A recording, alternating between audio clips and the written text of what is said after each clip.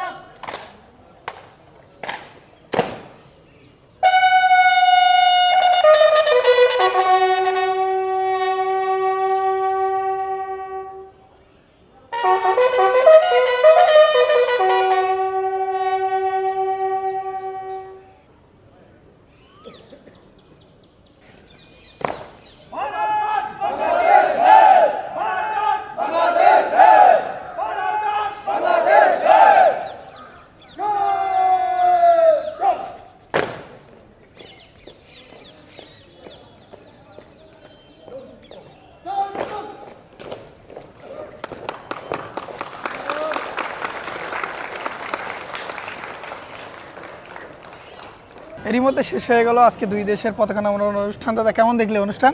অনুষ্ঠানটা খুবই ভালো। ভারত বাংলার যে অনুষ্ঠানটা এত সুন্দর হয়, মনোমুগ্ধকর একটি দৃশ্য। কবে কবে হয় সীমান্তে? শনিবার এবং মঙ্গলবার। সবাই তো আসতে পারে, বলো? সবাই আসতে পারবে, মানে বিনা পাসপোর্টে ভারত দেখার সুযোগ। তো আপনারা চাইলে কিন্তু আসতে পারেন প্রতি শনি মঙ্গলবার ঠিক বিকাল 5টায়। ধন্যবাদ।